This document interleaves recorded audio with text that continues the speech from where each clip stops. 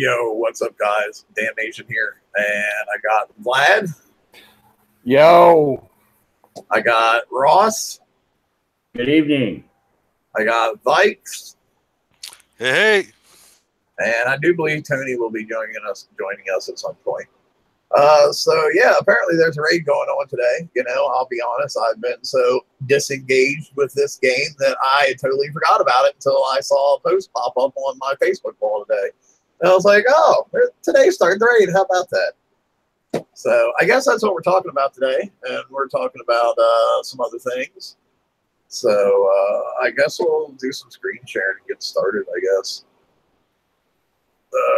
Let's see, there's that button. And then we click that thing, and then we hit share. And hey, I'm a sharing kind of guy. There we go. All right, go straight down to bug fixes. They fixed an issue where users in World 1 were unable to engage the subsector resource bases. They also fixed an issue where users in World 1 were unable to link to Hive nodes. And they fixed an issue where there was widespread lag across the game. holy mackerel, was there widespread lag across the game? It was awful. So that tells me that, hey, guys, you can play your game lag-free now. I'm sorry, I couldn't even say that. Well, apparently there was Flash updated in the last week, and the Flash had something in it that didn't agree with Kicksai spaghetti code. Yeah, they had to figure out a workaround for it. They had to figure out a workaround. It was awful. I was doing a TLC with subs, and my subs were going one step forward and two steps back. It was pretty cool, except for the fact that I was trying not to lose them. I call that the yo-yo effect. Oh, it was. It was bad. It was definitely a yo-yo. It's exactly what it looked like. Yeah, I had that off and on all the time, so I didn't realize it was an actual issue this time. My mistake. So that's funny how all those issues were just in World 1. That's kind of weird. But as far as not engaging the subsector resource bases and unable to link to hives. Yeah, I missed that one. We're in World 1 now, but we jumped after that was fixed. As soon as I got there, I hooked into the Hive node, didn't have a problem. And I'm guessing that with both those being only in World 1, that they were somehow related. Yeah, I would seem so. Here, let's talk about this one for a while. Secure base. The day that many people have been waiting for is upon us. Battle Parts is ending. Oh, sorry. Secure base has been released. This has currently prevented players from a variety of illegal activities that they were using to make their bases more powerful. This includes bypassing timers, equipping multiple copies of the same special, as well as equipping components they did not actually own. In 8.25, and when did they switch to this numbering section or numbering system of updates? You know, that's kind of doesn't make any sense. It is annoying. Yeah. So I guess this is what season 8, week 25. 25, yeah, I think is the way they're running this year 8, update 25. But I mean, I don't know. But anyway, which is set for the week of June 18th, we are going to be correcting all bases that are in a legal state. Each structure that is in an invalid state, including but not limited to being overpowered, equipping duplicates of the same item, equipping items they do not own, is going to have all components in that structure removed.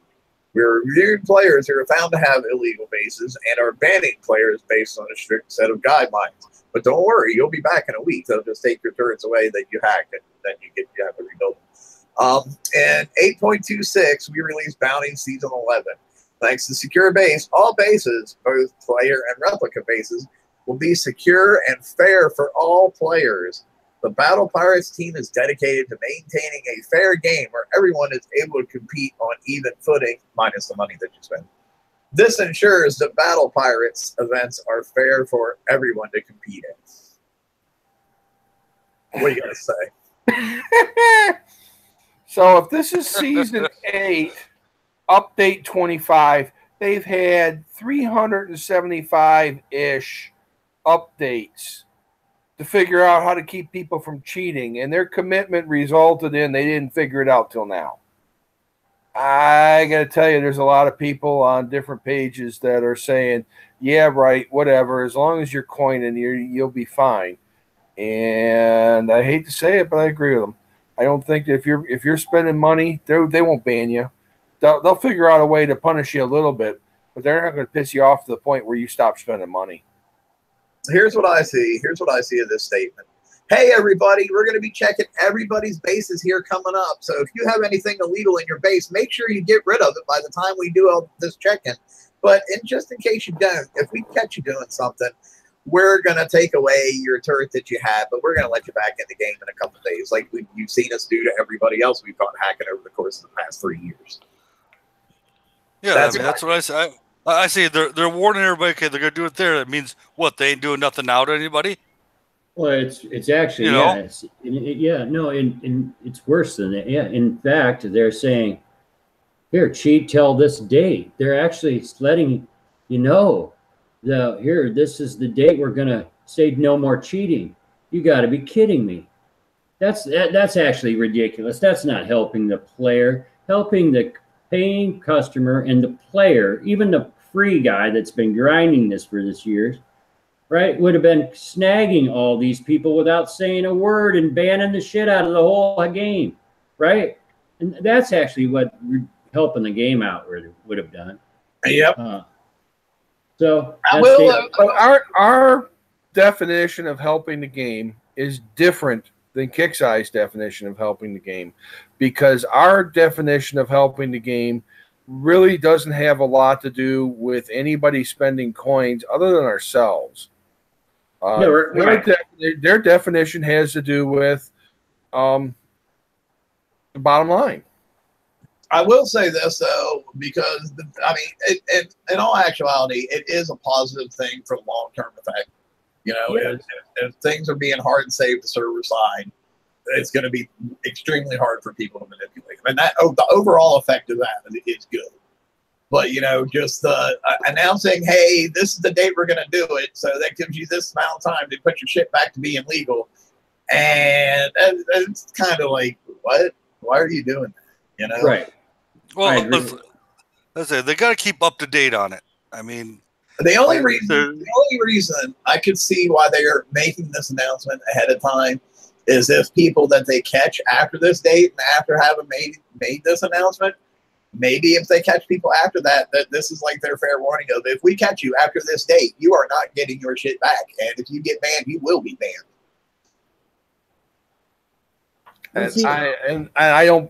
I wish I could believe that, but I'm sure the caveat is still there. Unless you spend a ton of coin, then we'll figure out a way to work with you. Well, but you don't believe anything. So you're that guy who can walk up to hand you $1 million. You'd be like, this isn't real. Here, take this back. So, but overall, is the long-term effect is definitely a good thing. It's just, why did you give them warnings? Why? That's what I'm understanding. So, next thing, state of the game, because players are first. I'll freely admit, when I read this title, I laughed out loud, literally. Oh, and I also want to apologize to everybody, because I've just been so disengaged with the game that I didn't even take time to do slides this week. So we're just going right off the forums. So if you want to go to the forums and follow along at home, you can. This is our interactive stream this time. You can just follow along. So they came out with the summer state of the game. I'm not going to read the entire thing. I will kind of highlight. They said one of the big things they're working on is lag. So they're have an upcoming solution that's updating the game to split processing between your CPU and your GPU. So hopefully by doing that, you'll see some less instances of lag in the game. That's one of the problems with Flash. So and hopefully by the time they switch everything over to HTML5, if the game survives that long, we'll see vast improvements. But time will tell. Another problem they're working on is discrepancy between stats indicating how an item behaves in the game. So, it says it does one thing, but then when you look at it, it does something else. So they're trying to correcting these discrepancies gradually as they identify them. I don't know. Congratulations on finally doing that after 3 years. Way to do your job. Currently, the most impactful thing is PvP. They're going through and fixing how the tier 7 turrets are being calculated multiplicatively and not additively. So we'll see how that works and if it swings things back to more of a balance or swings things way over to the side of the attackers again. Yeah, tinfoil hat theory here is nice of them to wait until 2 days before bounty to roll that change out. Oh yeah. I definitely. I don't think there's any tinfoil hat involved in that. I think that's dead on. That's been done on purpose. Bingo. And of course, we talked last week about how countermeasures are behaving, and so all that. Forsaken mission is going to be your dual purpose of the game and getting new tech as well as catching up. So therefore, they're going to start adding old boats back in, like at the beginning of the assault cycle, how they put Apollos and Zoe Apollos in there to help. I don't know exactly what they're going to help. God, can Apollos even do like the really low level targets? Nobody here probably knows because we're all like way higher level. I've been watching someone actually. I believe that they're able to hit the 41. Okay, so in the raid, and that's it. So if you have 4 days of doing absolutely no plans and you want to have hemorrhoids by the end of the raid, then yes, you can take these Apollos and go out grind 41s and be miserable. Congratulations. Well, however, I'm sorry. Go ahead. But there actually is. There's actually a newer player just mentioned something a few hours back on the Crow's Nest page, saying that he had just a couple Apollos and he hasn't ever done a raid and he was interested in what he should try to do, and I just was suggesting that he, at least whatever fleet he has, at least is to go out and hit the 41 just to see what the experience is like, at least, you know what I mean? Yeah, I mean, I just like, but why are you going so far back as the Apollos? I mean, shit, dude, just go ahead and put the freaking Phoenixes and Skyfires in here. You know, it's not like they're gonna be able to. They would have gotten them in this raid and had a full freaking fleet built already, unless they had coined them. And even at that point, if they had done that, well, good on you, Kicks. You got money out of it, and they can actually really compete in the event now, as opposed to sitting there for days and days and days and days and days and getting 100,000 points by the end of it. Right. Well, that's where I see the problem with all this. I like the fact that some of the lesser fleets are able to do some targets.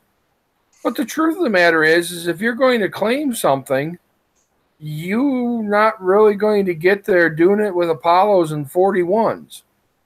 The prices are so high that unless you've got unless you're at least doing B sets, you've got no prayer of claiming anything that's going to move you ahead in the game. Yeah, I mean, right. My problem with this is don't go 2 fleets back. As soon as Mana Cores hit and we got them in the first raid, at that point in time, Skyfires and Phoenixes should have gone in the FM then. Not Apollos, Skyfires and Phoenixes. They've been out for a year. You know, their real usefulness in the game is pretty much, reached its life's end. So go ahead and put them in there for people who are catching up, not freaking Apollos. Apollos aren't just a year old. Apollos are at least 2 years old. I remember they went back 2 times. The July raid in 2016, I was using Apollos. I remember talking about them. And coincidentally, that was one of the last raids we had that we had a lot of success with. True. Yeah. Let's see. Player versus player. We talked about almost all those changes last week. They're going to be coming out with an explosive turret apparently to help balance out base defenses. And hey, they finally have acknowledged the PvP has swung way, way, way too far in defense. I just hope they don't do their normal knee-jerk reaction and then swing it way, way, way back in too far for the attacker. But they have a financial incentive to swing it to the attacker. You get hit, you get bubbled, your base will repair for free in 36 hours, and your dock will repair for free in less than 3 hours. So you're looking at, if you want to coin your dock back up, it's like 5 coins, and then you can just let everything repair normally, and there's no damage, there's nothing that, other than you really can't hit somebody. You can still play the game. If you're out hitting bases, when you take damage in your baser, you want to coin it back up so you can go hit more bases. Well, if you're just getting completely swatted and you end up with 30 or 40 coins repair on a fleet, you're not going to do that. You're just done hitting bases for now.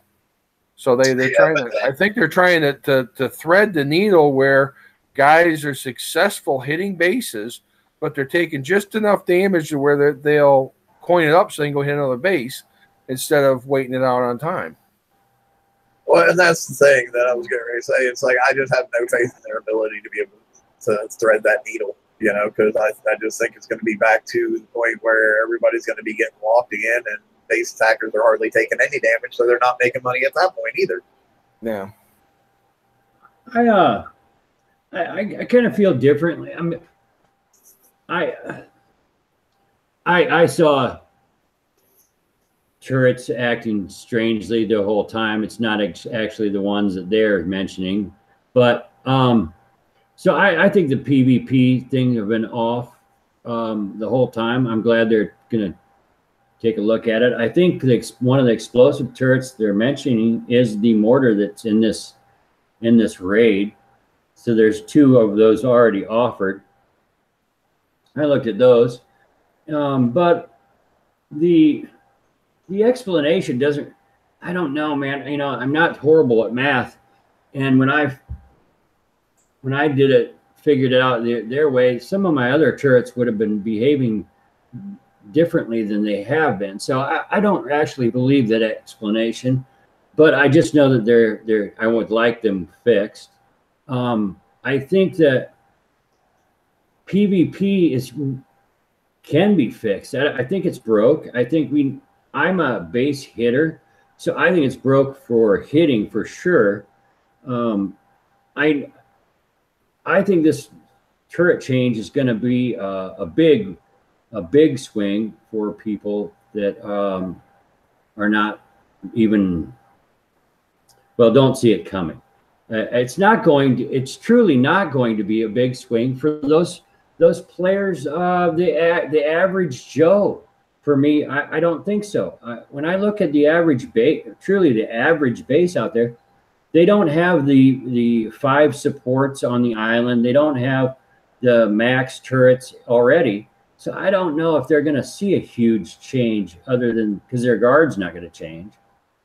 I kind of disagree with that because it all filters down. So people at the top are going to see a huge change. The people more towards the bottom end are probably going to see an even bigger change. If their turrets were getting multiplicative bonuses without having fire supports, so that's suddenly going to additive, they're really going to see a massive change in the amount of damage that their turrets are putting out, in my opinion.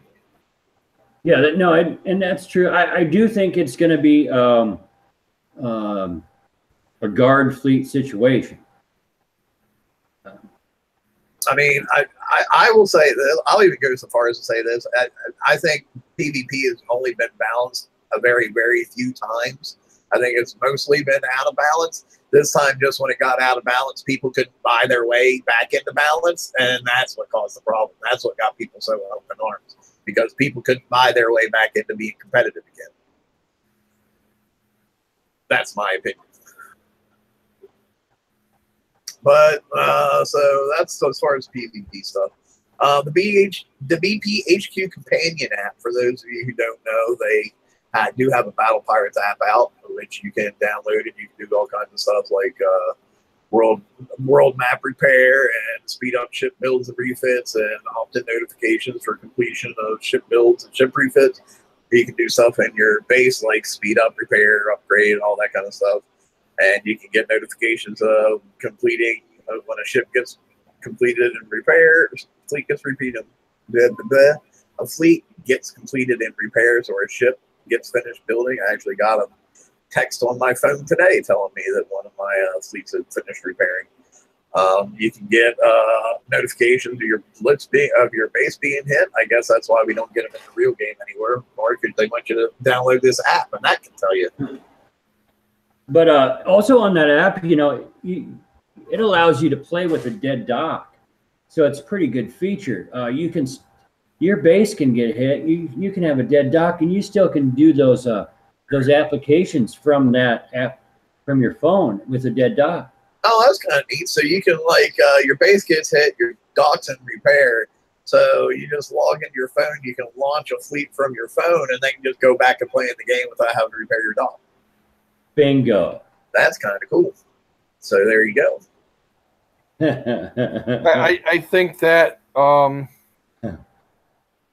kind of to surf that fine line between feature and bug. I can't believe that was intended. It's a feature, man. The Will Harmon said it himself. That's a fucking feature. But in all honesty, it's a pretty good, cool app. It does not allow you to do all the things that we do normally from the computer, but it really is handy. Say when you're fishing. Oh God, here we go again. I'm telling you that this thing is great. Seriously, you could continue on what you started while fishing. So more props to this app. I'm happy, very happy with it. So anything that helps you do your fishing, and you're happy about that. So that's right. If we can combine hobbies, thumbs up. Okay, the next thing we're going to talk about is Reinforcements Leaderboard event, or as I like to call it, we fucked our last grade up so bad nobody played, so now we're trying to bribe you to play in the event.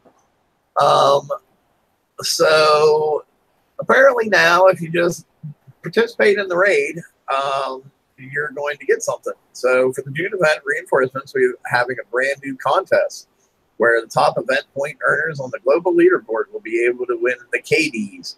Earn event points by hitting the event target during the reinforcement events, and you'll get prizes. The first 5 people, global, will get a pre-built blank KDs ×1. Rank 6 through 10 will get the full blueprint. 11 through 50 will get 150 KD shards.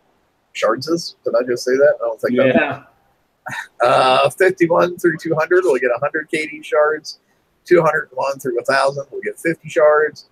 1,001 through 2,000 will get 25 shards, and just for showing up, you'll get 5 shards. So if I blitz $400 worth of parts, I might win $100 worth of pre-built KDs.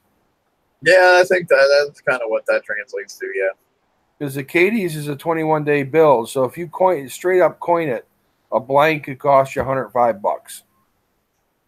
Well, actually, it costs you less than that because you probably are buying the bonus and get 1,250 coin for $99.95 US. Well, but you got to factor into the time it takes to get all the shards to be able to build the blank hull in the first place. If you're coining $400 to get to be ranks 1 through 5, or even 6 through 10, I'm guessing those people already have that blueprint. Just a guess. I could be wrong. You're right. I'm just being negative, and you know me, Negative Nelly. I know. You should change your base name to that. Negative Nelly.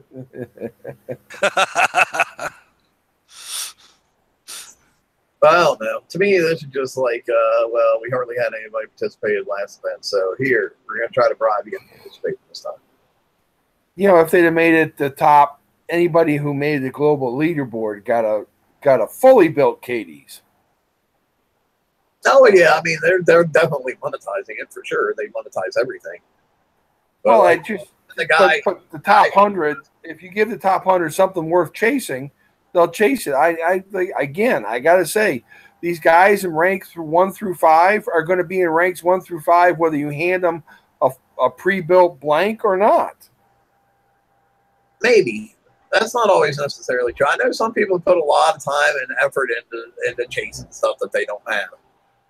Like, look at a great example, the ECM destroyer, the very first time when it was offered. Look at how many people spent so much time trying to chase that thing down. Weren't you one of those people? You're chasing down which? The ECM destroyer. You know? No, I got one in the. Didn't have to spend any extra time in that raid. I was in the top 1,000 for that raid just by doing a raid.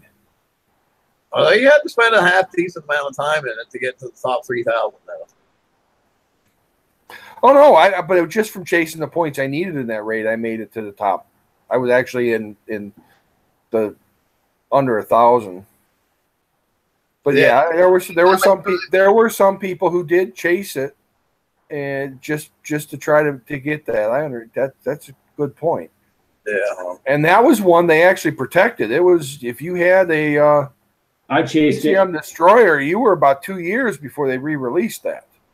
And even when they did, it was a huge amount of points to get what was then an obsolete hull. I'm one. I chased that thing, didn't get it, and then spent 90 million or whatever on the dang thing, and it's worth nothing, right? But you know, I was a collector back then. Well, I still will try to. It's changed, you know, since kick size changed. But yeah, I used to collect I tried to get everything there was. And so, I was one of those guys. Yeah, I was a collector too, and I remember mine was always the Siege Missile F. I missed getting that when they released the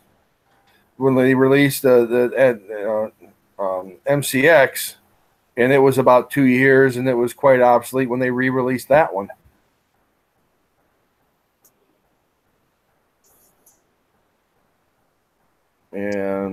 But I do okay. But TV for Vlad and Ross, probably over. What's next?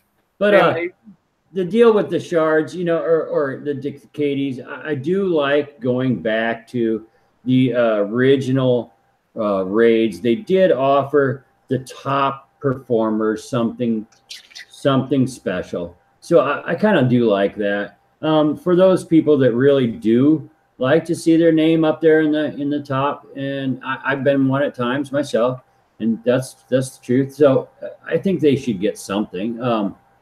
It takes quite a bit to get up there. I know it does. So yeah, I mean, I have no problems with giving people something. I really don't. Yeah, especially the top people, but don't give them. I don't like to see it when it's like a total game breaker that you get for being in the top 1,000 or the top whatever. You know, that's what I don't like to see. And I think this is a great example of that. If you get up there, you're going to get something, that's cool, but it's not going to be a game breaker that like, oh my God, I don't have this, so I can't do what anybody else can do. You know, right? Correct. That is right. Is being recognized for your contributions to Kickside, but not so much that it's unfair to everybody else. And I have no problem with that.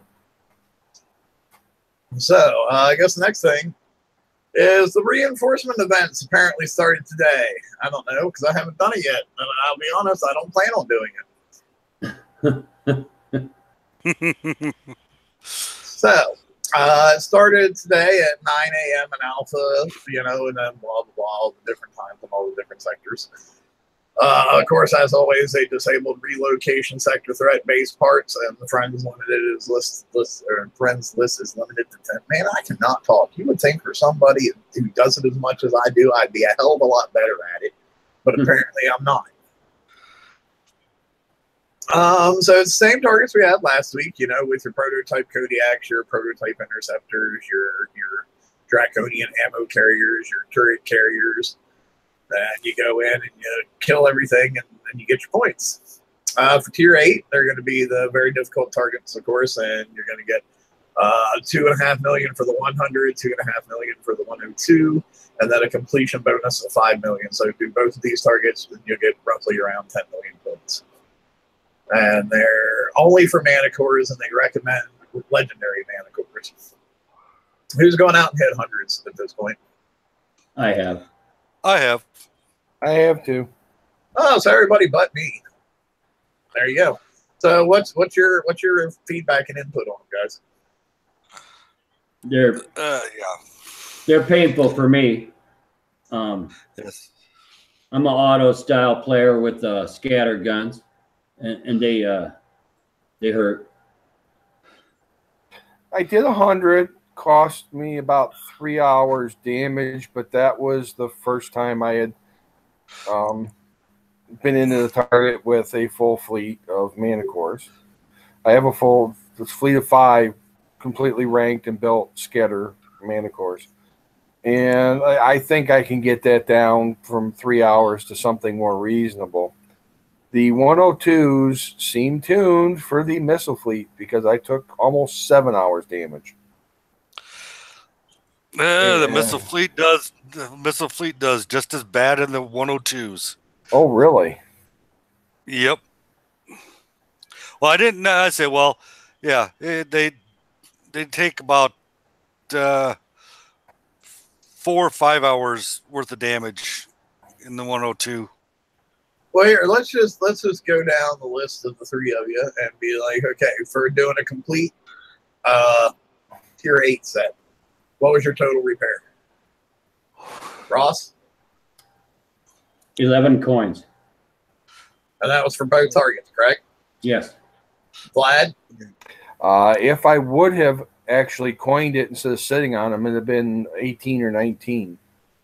And Vikes? Mine was right around 16, 17. Okay. So there you go. I think they tuned them more to a lot of the hundreds, more to the scatters. Pretty much. They made it for the scatters a little bit easier in the hundreds this time. But the 102s, both fleets suck. And I don't have a Macara, and I don't know what that would do to the total. I haven't heard anybody discuss if they had it with the flagship. I have the flag. I got the flag too. Well, my total was without the flag. Okay. I just have 5 regular. From what I've been seeing mostly, going around looking at different places, I did that for like 30 minutes before we start the show, just so I would not be totally unaware and inept. It seems that most average people are going anywhere from like 8 to 15 coins per set. Sounds about right. It's about 2 coins for every million is what it was about averaging out to total. Which means that if you go for the 750 million you need to claim everything other than the PvP hulls that you could otherwise bounty, that's only 100 or 1,500 coin. Well, but there again, you don't have to get all 750. No, you don't. No, but my point was that if I could live with 2 coins per million if the prices were what they were, a year and a half ago, but 2 coins per million now is ridiculously expensive because it takes just so many damn points to get anything worthwhile. It's actually worse to me than that because when I figured it all out, it's 2 coins for me, and I have a full fleet with the lead, and they are skull, and they have everything, so for me, it's cost me. I have to pay 2 coins to get the million points. That's with the bonus. So if I want to go and prep for people or anything like that, I'm gonna. I don't get the bonus. They don't. That's gonna be even a worse payout. So that is correct. Yes. RB is in chat talking about how he can do a set for 6 coins because he needs his little ego stroke in there. So there you go. Is that a Grease Monkey Crew? Yeah, is that a Grease Monkey Crew, RB?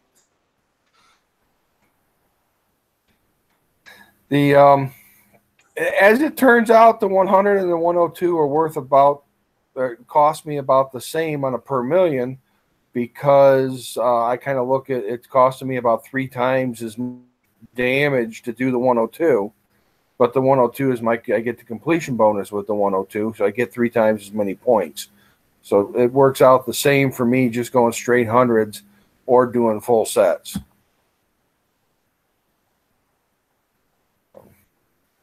So now, apparently, since a lot of this I'm just looking at for the first time right now.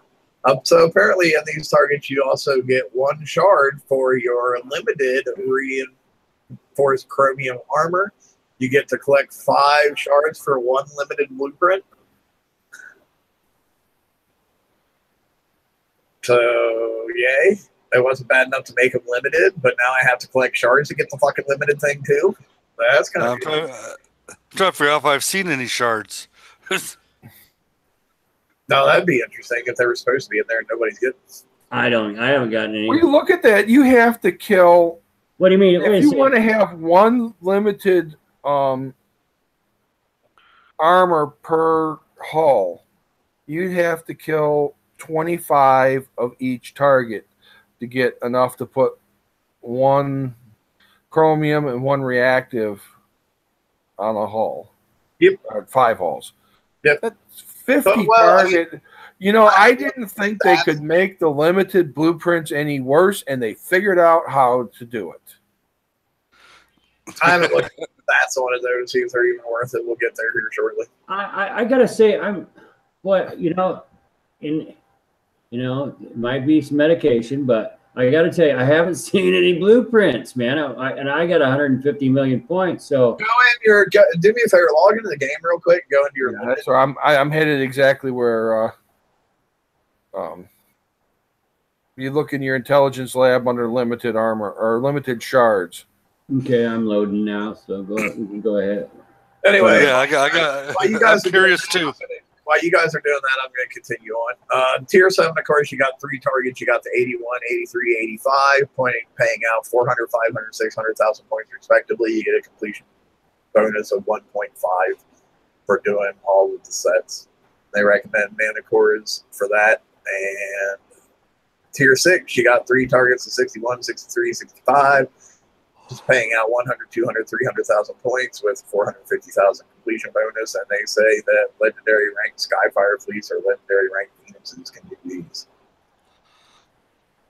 But you will have a hit down multiplier for it. And you got Tier 5, 1 target, 41, which pays out 30,000 points. You get a completion bonus of 20,000 points. And according to them, that the legendary ranked Apollo fleets can do these. You got your blitz targets. Hang on. Let me get through these real quick. I got 2 more to do, and then we'll go back to that. Blitz target, you got the level 89 and the level 69. The 89 pays out 100,000 with the blitz minimum of 5 gold, and the 69 pays out 125,000 with the blitz minimum of 1 gold. And of course, as always, you can track all your progress in the little HUD that they give you to do so. All right, you were saying, Vlad? So if you ISO on me, I've got it. I'm sharing right now, and here under shards, you'll find them right at the beginning, right there. Reinforced reactive armor gives you 66 plus 66% penetrating defense, and 100 of each deflection, and the chromium is 66%. Corrosive and 100 of each deflection. Armor weight it increases to plus 12%. So this is an alloy. It's a special. It's not a armor plate, and it basically is alloy armor directed towards. Well, not even alloy armor. So the only difference between like that RA3 is the deflections that you get, basically. That one. But the chromium is nice because we don't have a researchable armor for right. Yeah, corrosive. I was just thinking about the missile ones, So I'm like, okay, not really any better than RA3 if you have it, back ranked. Well, if you use that, that's just 100 extra deflection, and the 66 penetrating defense. We go over to our that's in this. in the I believe advanced it's lab, and rank. I'm pretty sure it's 67.6 or something. I think maybe I could be wrong. no, it's 81.7 at rank 15 for the reactive. Yeah, it's 80. That can't be right. That's right in the game. It's right there. The reactive armor 3, penetrating defense, 81.72% at rank 15. Yes, that's correct. Okay. I thought And, it is heavier though. This is armor weights plus 15%. God, I thought it was the new one's 66. 12.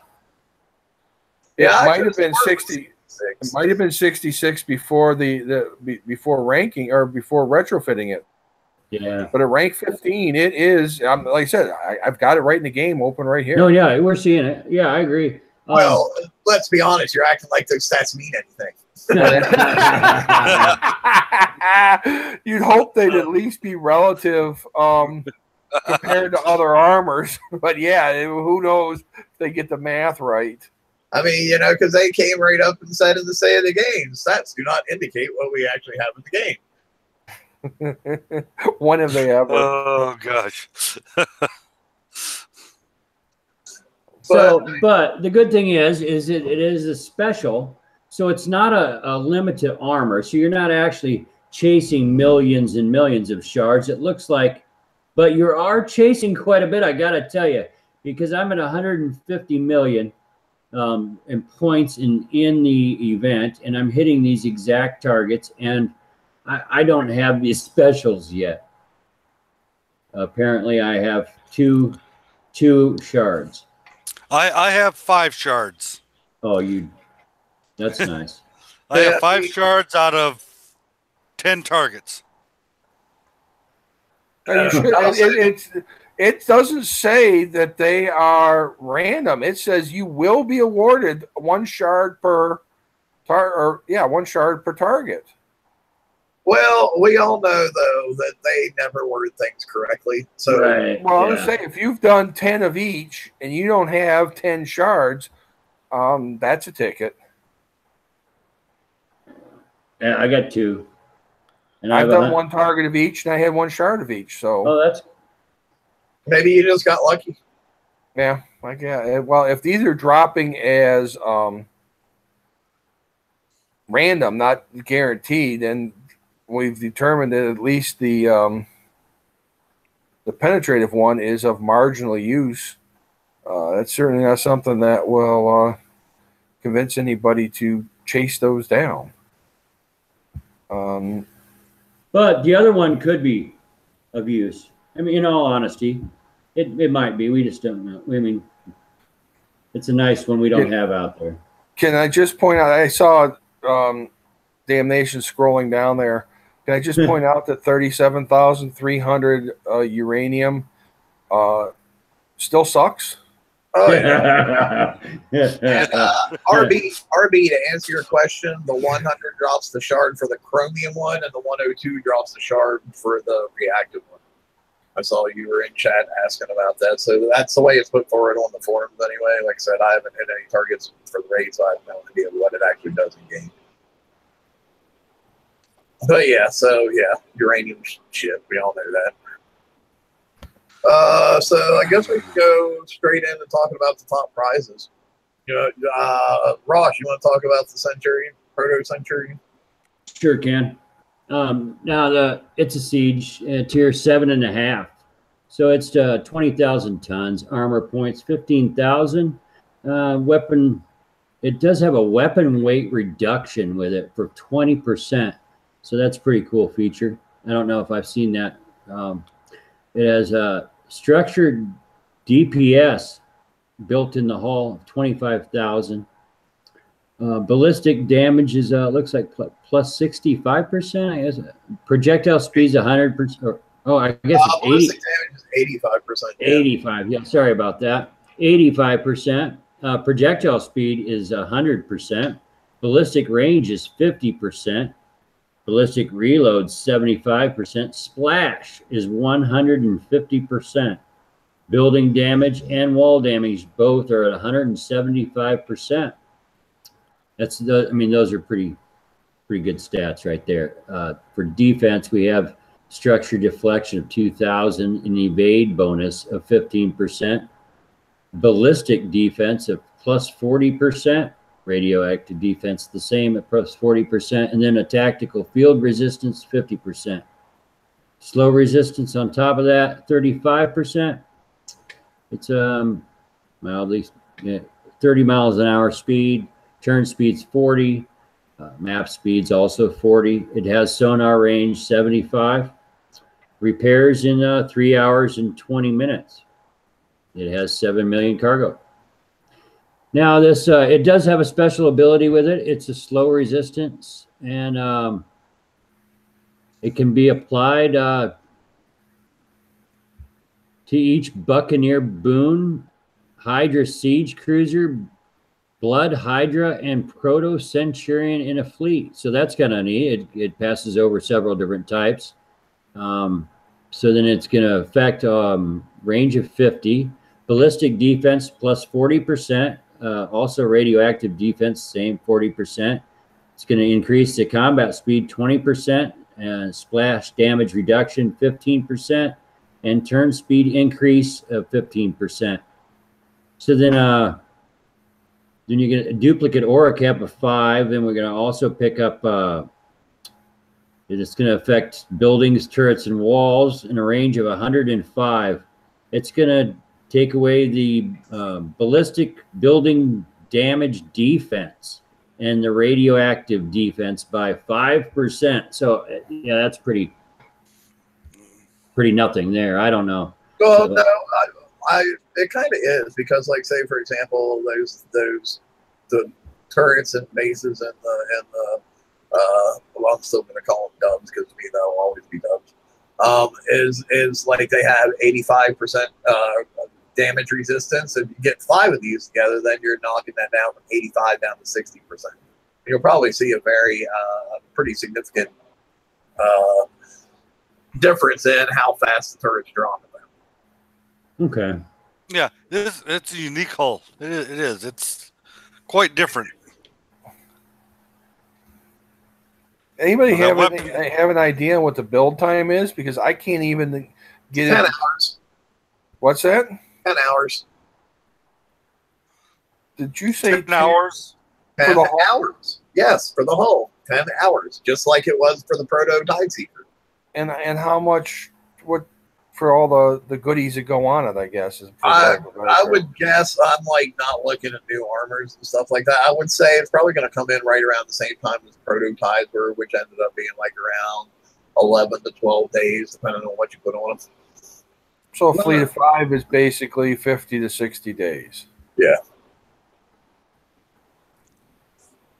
And they want you to build. They want you to build this, and they want you to build the Proto Tide Seeker, which is the same. And they said they were going to try to cut down the number of hulls that we were going to need. And at this point, 6 months into their plan of cutting down the number of fleets we need to build, they're actually running at more fleets than they were last year. That's only if you want to participate in dubs, though, at the top end. Not everybody needs to do that or feels the desire to do that.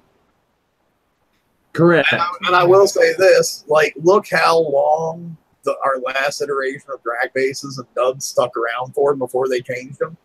They were around for, 3 years probably before they changed them. At least. And your point is that they're going to leave these for 3 years? I'm saying it's a possibility. It's a much higher possibility than map targets. We know map targets are going to get changed every year. Yeah, and then there's there's Lad with his Debbie Downerness. Go ahead. Yeah, we know that there's 2 more of these fleets coming by the end of the year because they got 2 more corners that they haven't released yet. Right. That's true. Yeah, we know that. They're going to change these corners every year, just like they're doing with our FM. But we don't know that. And as much as I am negative, Nelly, Mike's right. I'm sorry, Damnation's right. We don't know with the new dub whether or not they're going to change those every year or not. So next up, we got the cannon system. Mike, you want to do that one? Yeah, sure. Cannon System 5. It's a tier 7.5 weapon weight of 35%. That's pretty high. Well, yeah, not too bad, I guess. Ballistic damage of plus 50%, ballistic range of plus 50%, and a splash of 45%. I think this could be a good weapon to have. Good special. Yeah, I mean, 35%, while it does seem a little chunky, is not near as bad as like the Reaver ones, which are what, 55%, I believe. They give Yeah,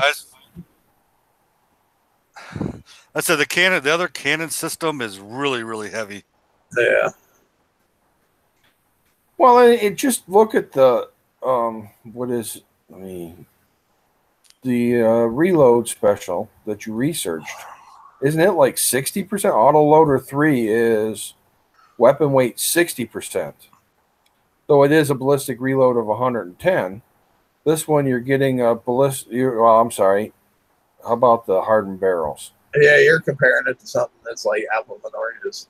And why don't we try Hardened Barrels 3? Hardened Barrels 3 is ballistic range 50% and weapon weight 60%. Yeah.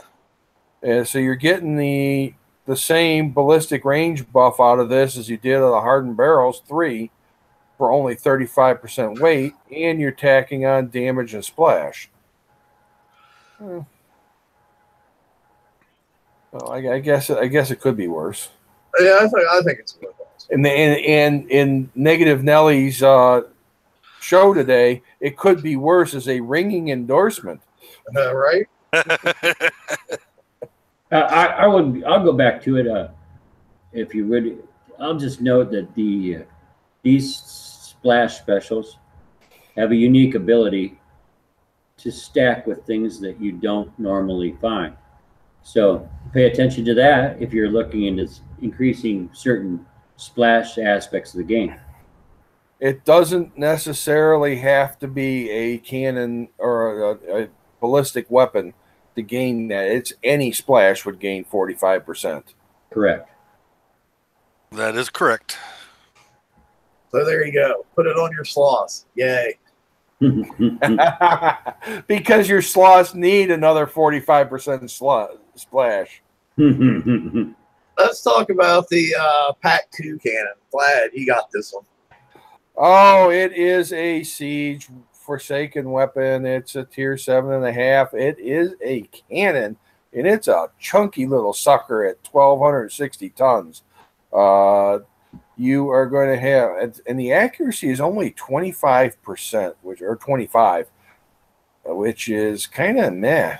Well, but buildings have no evade. Well, it means they're not going to be useful against hulls. So this isn't really something you're going to be using anywhere other than in the target for which it was designed. Range is 50. With the other buffs, will probably be out to 100. The way most of these cannons are. Damage is just over 2,000. The reload time is 0.75 once you've got the hull ranked. It actually has submerged damage of 10% of its regular damage. That is interesting. Well, it makes sense since they have those cryo mines in the target that these are for, you know? Oh, yeah, there you go. There you go. Nice catch. Wall and building damage is huge. It's 13,635. And it has a trigger chance of almost 1% of setting off its particle blast. And we all know what the pack blast looks like. And it is huge. As Damnation is circling down there, the wall and building damage from the pack blast is over 300,000.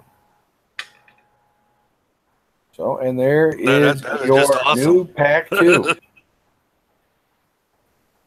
So there you go. I mean, it definitely seems like, you know, if you plan on building the Proto Century and to hit those corners, you're definitely probably going to want this cannon. I don't think there's any two ways to shake that.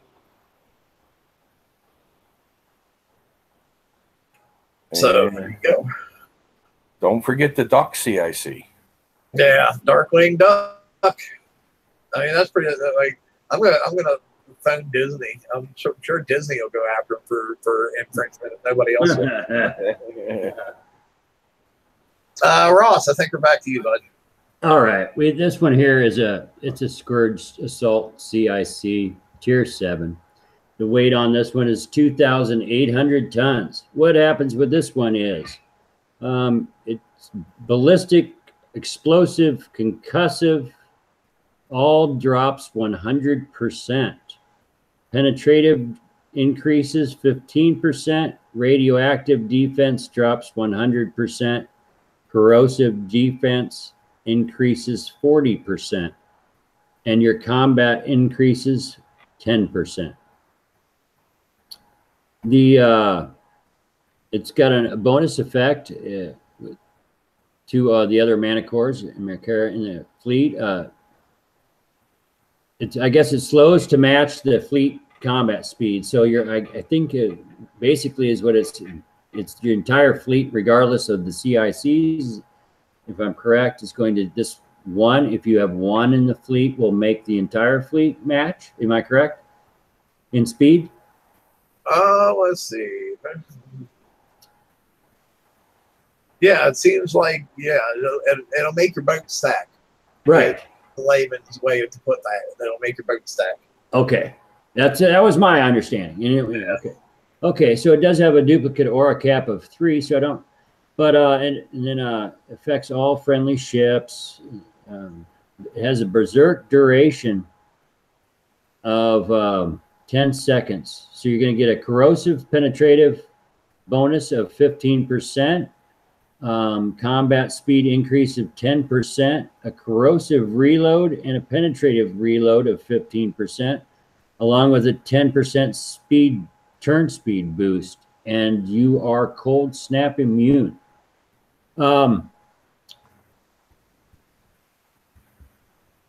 I think this is just used to make your stack, right? I mean, that's the purpose here.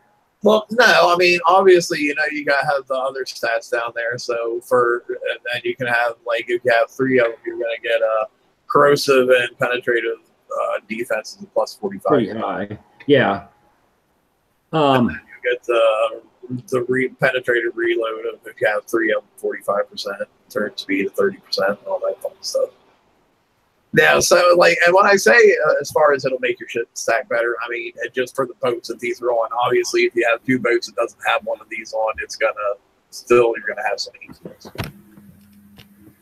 And for those of you who are interested, that's tips at DisneyAntipiracy.com. Oh God. But down here in the disclaimer, well, not disclaimer, but description, it says Darkwing CIC is going to allow you to enhance your Savage and Scorpion Manicore fleets. One of the CIC will improve any fleet of Manicores that you run in. Corrosive Reload improves Savage fleets. Scorpion fleets benefit from the additional time in their Scorpion shell aura. The speed matching allows Savage and Scorpion ships to effectively work together. So you can actually run scatters along with missiles, which was very difficult to do before. I'll do the Cheetah scatter gun. I haven't done anything blueprints for actually a long time because I usually do that to you guys. It's Scourge Tech Tier 7 weapon type. Of course, it's a scatter gun that does corrosive. 830 tons. Has a projectile speed of 750, splash 15, spread 90, range 89. Damage is 5,000. Reload time is 8. Has multi-shot of 5, and then it does penetrating and submerged damage of 5,000. A wall and pilling damage of 8,000, and it gives you a combat speed boost of plus 5%. So these are the scatter guns that you're going to want if you like your boats to go fast. But if I'm not mistaken, it is a limited component. Right, they're limited, and you get what, 30? You can get up to 30 of them, but they're not cheap. They're 5 million points apiece, so that'll be 150 million points if you want to get them all. We'll talk more about that. Not cheap. Yeah, we'll talk more about that down the prize selection. Mike, you want to do the missile? Yeah, sure. The Predator missile is a Scourge Tier 7 missile, penetrative, weight of 900 ton, projectile speed of 200, accuracy of 100, range of 76, damage of 9,950, a reload time of 6, corrosive damage of 1,990, and it is retargetable as true with a bonus combat speed of 5. So there you go. I mean, these basically, you guys can put your 2 cents worth in, but it seems like kind of almost it's not really so much an upgrade as a sideways grade. You know, it just does basically the same thing, only you get a little different stats out of it. Well, the stats really aren't that much different, except these two have bonus combat speed instead of corrosive, or instead of the corrosive defense, because both the Stinger and the other Scatter are corrosive defense +4, and these are both speed +5, and that's the only difference in any of the stats. Yeah, so like I said, it's like a side grade kind of, you know. It's like it probably ends up being real close to the same repair no matter which way you go, because, yeah, you'll lose a little defense if you use these, but you'll close in on your targets faster, so you'll be taking less damage on your approach. So it probably averages out to be about the same. Damage stats, are they that different? They're not different at all. They're exactly the same. Okay. No, they're all. I said they're all the same. It just gives you a combat speed boost, because you noticed in the 102s, I believe it is. Well, yeah, it has those ships that are all real fast that come at you at the end. But if they're so that might help. Yeah, I guess if you're driving, yeah, like, because you can like stay away from longer if you're running like the missile version or whatever. For somebody like me who autos, I would never see a difference when it came to that. No, the scatters, I wouldn't think you'd see a difference. So there you go. If you're driving, you might want that extra combat speed. If you're not driving, you probably don't care. All right, let's talk about the missile, the missiles. I'm like reading that line above me and looking at the blueprint here down here at the same time. Let's talk about the reinforced chromium armor. Vlad, go. Reinforced chromium armor. Didn't we just talk about this? We did. Armor. Yeah. It's a tier 7 Forsaken special. Adds assault and siege deflection of 100 apiece, and a corrosive defense of 66. And yes, I used obsolete terminology because I'm still pissed off that they changed it. The armor weight's only 12% as opposed to the 15% that your researchables will add, which will become important when we scroll up and talk about the other one. Well, I was gonna say, yeah, because this one is the one to get, because if you're like have a choice between which one to get, you definitely want to get this one, because you have something that you can research for the missile one, but we have nothing, as Vlad said earlier, researchable for corrosive. So this is the one to try to focus in on if you can. And then the reinforced reactive armor is the same thing, except it's penetrative defense. And we do have the researchable reactive armor, which has, if you've researched it or if you've done the retrofit, has a much better, it's 81 point something percent buff to defense, but it does not have the ship and structure deflection. It's a little heavier. I just want to double check something down here. Okay, down here it says the 102 is the missile and the 100 is the corrosive, right? What did it say at the top? Did it say the same thing? I don't think it said anything. No. Yeah, it said the same thing at the top. Yeah, drops 1 chart for reinforced chromium armor, drops 1 chart for reinforced. Oh, okay, yeah, okay, that, yeah. So there you go. Zithium shells. I was really excited to see this one back in for people that don't have it. You know, this is an oldie but a goodie. It gives you. Oh wait, this is Zithium shell too. My bad. Yeah. Yeah, this is different. You can tell I've been totally disengaged from the game for the past week. Yeah, it's very obvious that I'm not really at a point where I care at the moment. So for this one, you're going to get your 30% power consumed. This is obviously for your base stuff. You're going to get a projectile speed of 43.3%, a splash upgrade of 35%, and explosive damage of plus 86%. Just let me point out that this is showing a retrofitted rank. Right, it's showing a retrofit of 15. So apparently this falls into another category, and you're not going to get these unless you've got whatever group that this is retrofitted. Let me see where it falls. Is a projectile speed is what, like 6% higher than the old one? Wasn't the old one like 37 something? Oh, Bueller. Yeah, I don't remember. No, I'm not sure too, but I think 37.5. Yeah, that's what I thought. 37.5 or 37.6. I thought.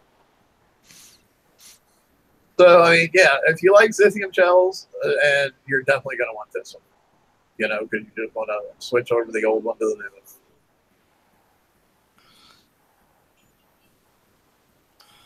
one. Right.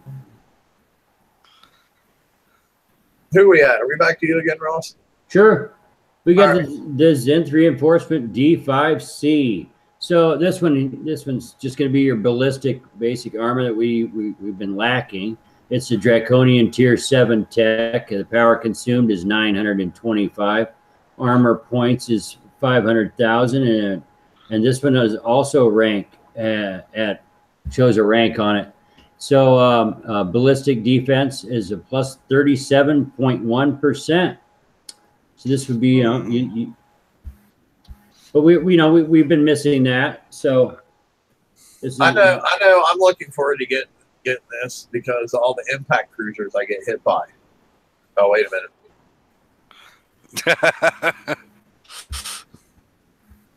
Right, but there's certain parts of my base that do sometimes get hit. A portal or something. Maybe I don't.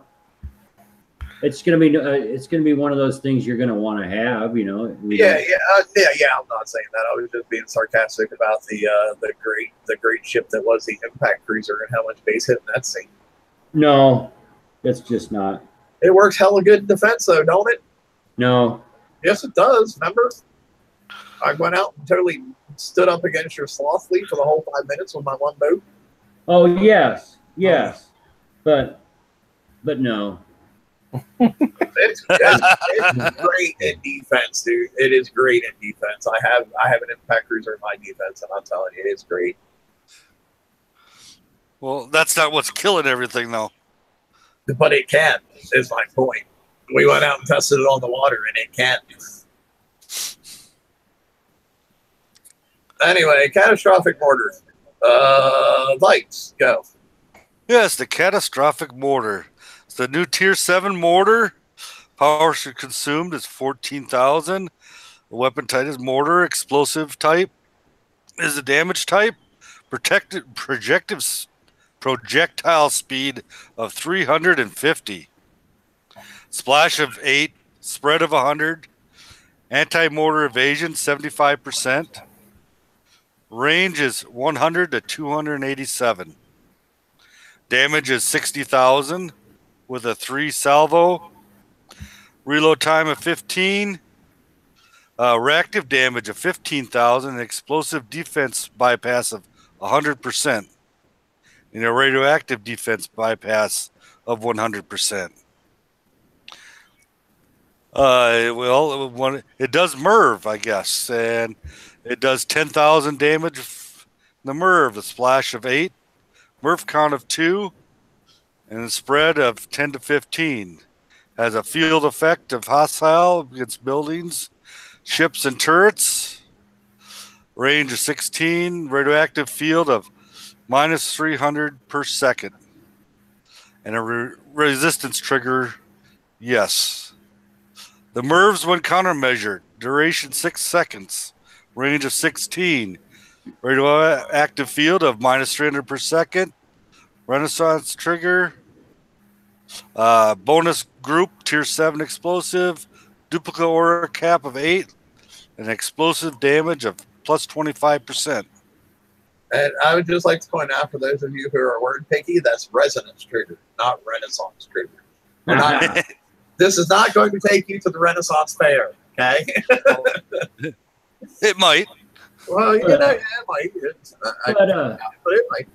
This will be the first of the explosive set, you know, the explosive type turrets, though. Or correct? I mean, so when it says the duplicate or a cap of 8, these will be there'll be an option of having 2 out. So, correct? I mean, does anybody have any idea what the build time is on this? I don't, but I would imagine it falls in the same 6 to 7 day category as all the other new turrets have been. I have, but I think, let me see, but it'll take me a second here. Because the last iteration, the Cataclysm mortar, was like 26 days or something before you apply base parts. Well, right, but if you notice, in all the turrets that have come out since then, they realized, oh, that was a really stupid thing for us to do, and now they're all down to like 6 or 7 days. Yeah. Okay. No, I haven't noticed because I just finished upgrading all of my defense platforms, so I can actually start building modern turrets now. Okay, let's see. But yeah, I mean, as all the turrets that we've seen when we first get them, and you look at the damage numbers, you're like, oh my gosh, that looks horrible. But then by the time you start getting all your stuff to all your other turrets to buff them, they end up being okay. Well, the damage number on turrets has been wrong since I started paying attention to such things. But don't they either do half the damage or double the damage they're actually listed on the blueprint?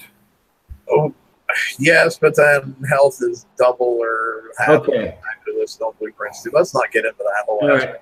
We're just going to confuse people if we do that. I got the build time on the turret: 6 days, 8 hours, and 33 minutes. There you go. Well, you could do it with base parts for free. Yes. Yep. Cool. So, I mean, cool, I guess. I'm not all that impressed by it at this point, but we'll have to see after you get all the other costs to it, what other explosives come out, you know. But as always, it's like part of the puzzle. So if you're doing the raid and you're going to keep playing the game, you probably definitely want to get it if you're big on base defense, especially. Well, and let's be honest, it's more of a turret than a Halo 2. So. Oh yeah. For damage wise, yeah. But I mean, Halo 2s are actually getting to the point now where if you're all buffed up, you know, and going against something that doesn't have a huge thing for penetrative deflection, you can actually get a little bit of damage in there. Right. So yeah, I mean, it'll be interesting to see how high it ends up getting. I could sit down and do the math real quick, but would take a little bit. I'm not gonna. Why would you bother to do the math? Kixeye hasn't. All right. Well, and I'm not going to bother. The main reason I'm not going to bother to do the math is because we're already 15 minutes over. That's the main reason. All right. So and then you got your, as always, you got your left hand, your right side of the prize list. On the left hand, of course, is the cannon system, particle accelerator, the proto, the phoenix, the carbon casing, and the talons. And then on the right hand side, you got the roaring barrel system, the Panther, scattergun, the Bandicoot, the Skyfire, the UAV targeting circuitry, and the Hornet UAV. Price of the cannon system is $8 million, particle accelerator is $12 million, and the hull itself is $20 million. Yeah, so it's 40 million for all three. Yeah, I mean that seems pretty average anymore. Yeah, that's. And then in the lock store, you got the Cheetah scattergun, which is 5 million points, and it's limited. You can claim it 30 times. Not real interested in it. I want to take a little bit of time to talk about this. You know, I was gonna try to zip along and finish the show since it's already over. But why is it so hard to understand that players absolutely hate limited shit? Why is that so fucking hard to understand? We just came off a year of people bitching, doing nothing but bitching about limited charged armors. I mean, for a year straight. And they said, okay, we're getting rid of the limited charged armors. We're going back to regular armors. And then what did they turn around and do? Oh, here's some limited weapons. Like, it's the biggest problem with that company. They don't learn a fucking thing.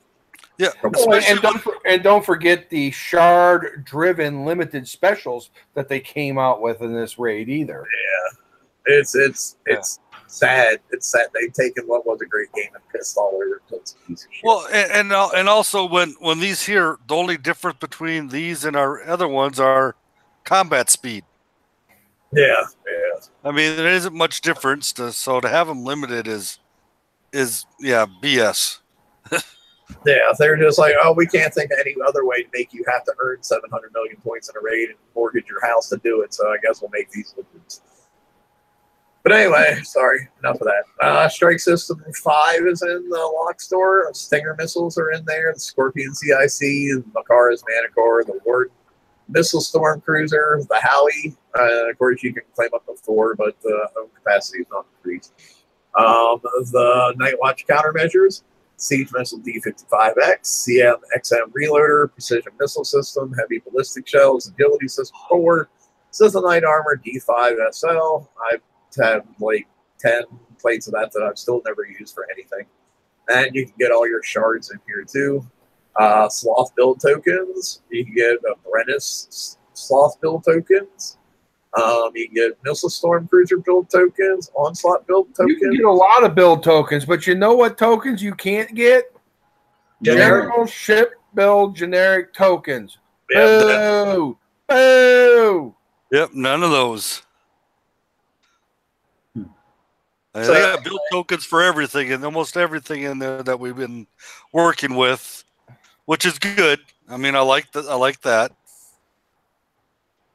Yeah, just no general build tokens like they usually have to add on to them. they do have some Inferno Dragon build tokens in there for those of you who aren't done with your FM fleet or want to tweak a little bit more. I got one special. I got to tweak on one of my boats. So I may end up participating in the raid just to get that one token. Let's see. And of course, you get your Prototype Seeker build tokens, Proto Centurion build tokens. Although those are 3-day build tokens, and you can claim up to 4 of them at 10 million a pop. So that's 12 days, which should be kind of close to a full Proto Centurion. And then, of course, you can, buy your 100,000 base parts, 20,000 titanium, or 20,000 uranium multiple times. Open store has Darkwing Duck CIC. Wait, I said that out loud, didn't I?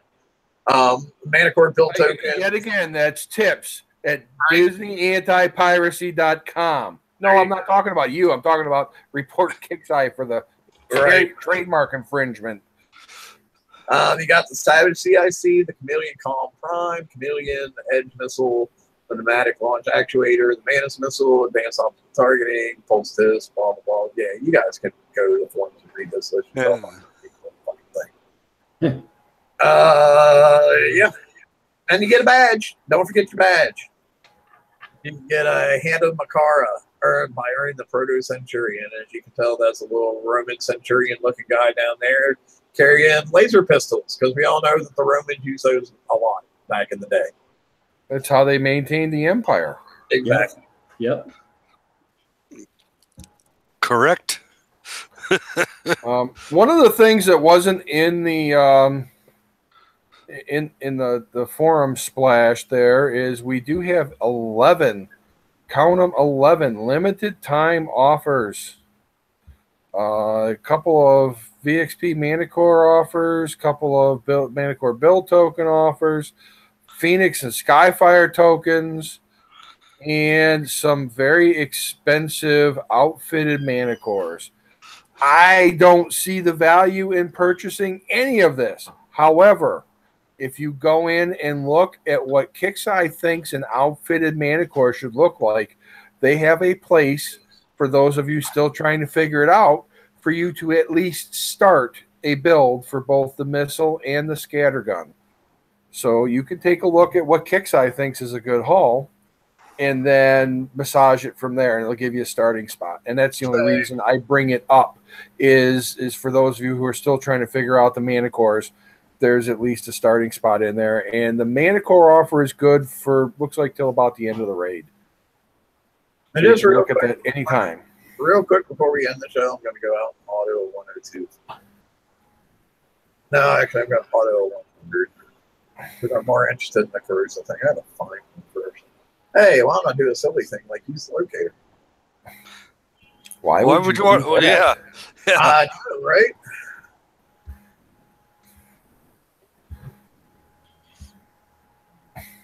I gotta wait for an absolute. Oh shit! I launched the wrong. Launched the wrong fleet. I launched my hunters. They're not gonna do very good. No. No.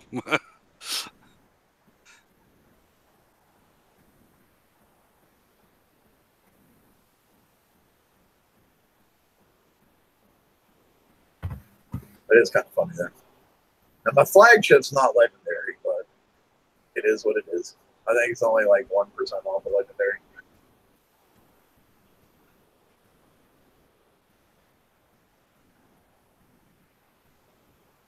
Wow, Ross, that's probably the first time you've seen me with a fleet on the map in like 4 days, huh? I have not seen you on. Correct. And you're my neighbor. And I thought about hitting you and saying hello. You don't even get very much activity. No.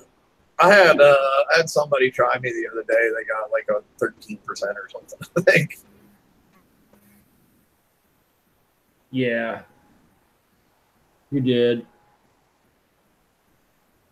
It was Isaac Newton came in. He gave you a look. Yeah.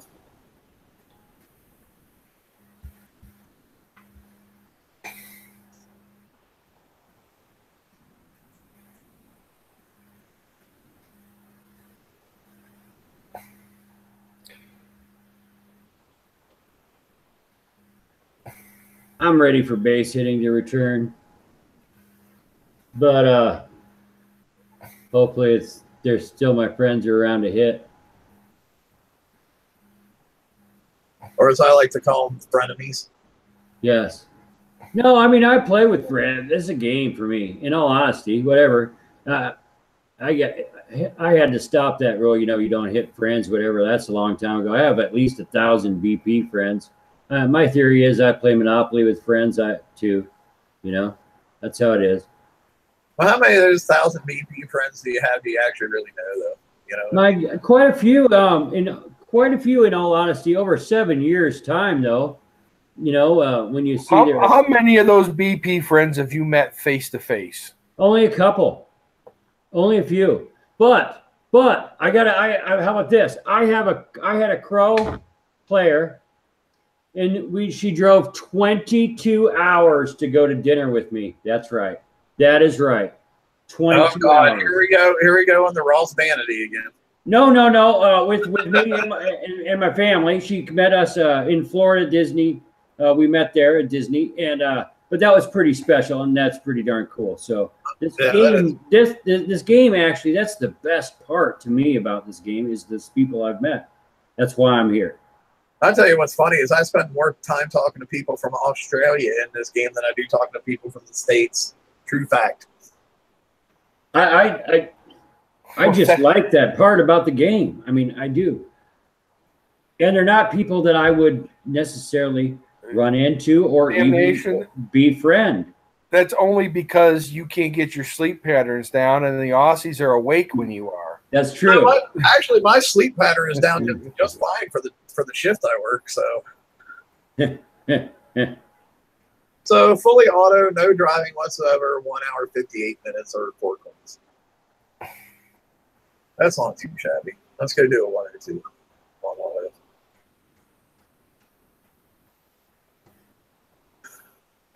Let's see. Well, it's not 1 coin a million, right?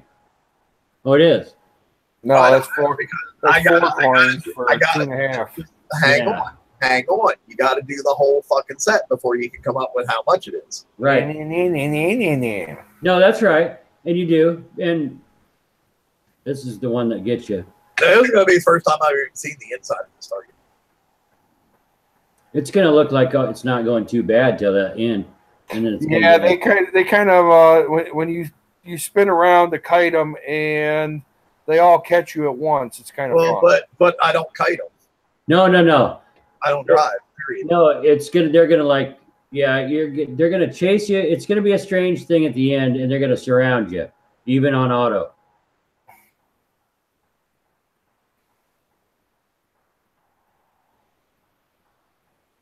Or they do me.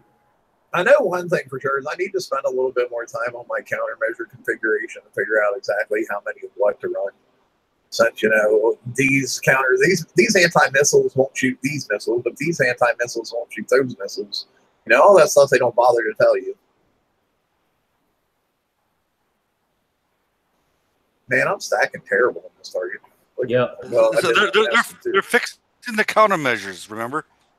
No, see, I have one that. Well, you see, and that's one of the problems with trying to figure out what exactly to do with your mana cores is you have no idea how the countermeasures are working or not working because the missiles are getting a accuracy buff and the countermeasures are getting an accuracy buff too. So you're not really sure what is going to happen when they institute the fix.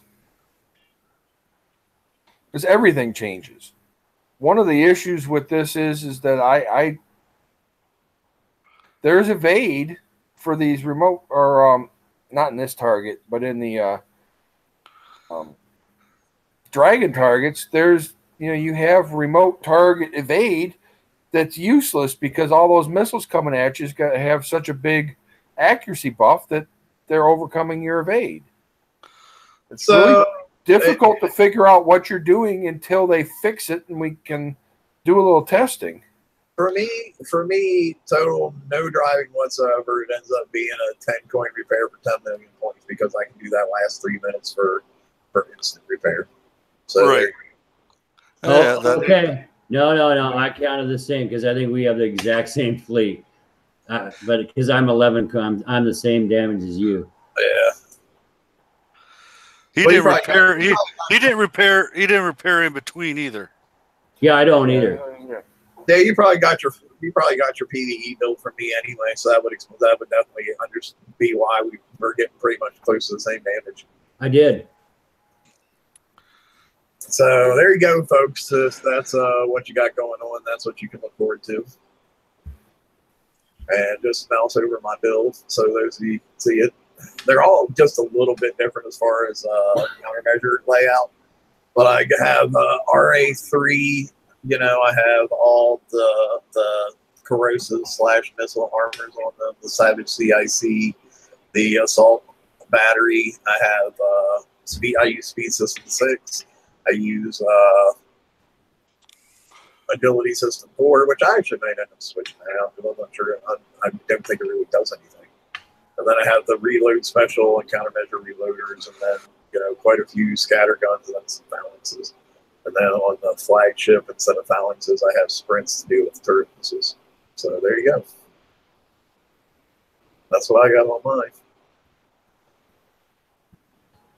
Working all right for you for that. I mean, 1 coin per, that ain't so bad.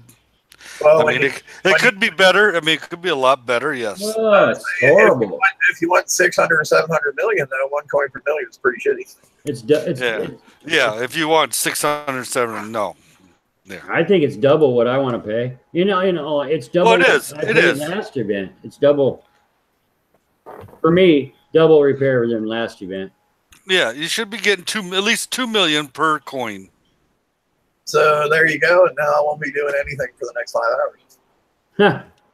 Well, I can't say that. I should rephrase that. I will not be doing anything in Battle Pirates for the next 5 hours. I will be going back to Star Trek Online, which I started playing 4 days ago, and I'm having a hell of a lot of fun playing that game. I'll be here. And they at least are honest and tell you straight out that they're trying to rape you for your cash. All right. All right. But unless anybody else had anything they wanted to talk about or cover, I think we're done. I mean, we're like, 30 minutes over at this point. So, yeah, a long show, but yeah. For a show that we thought was going to be 12 minutes when we started it, we used up a lot of time. Yeah. We did good. We didn't have any real awkward moments of silences like we did last week either. So that's good. It's all good. But yeah, we're going to call it here, guys. Thanks for coming out. Thanks for watching. Sorry that slides were, well, let's be honest, non-existent this week. I'm just not into it at the moment. hopefully they can change some stuff around that'll re-spark my interest. But doing right now, I'm just not there. But yeah, thanks for coming out. Thanks for watching. Give us a thumbs up. Go subscribe. Tell your friends about the page. And we will talk to you next time. Night, everybody. Yep. Night, everyone. Good night.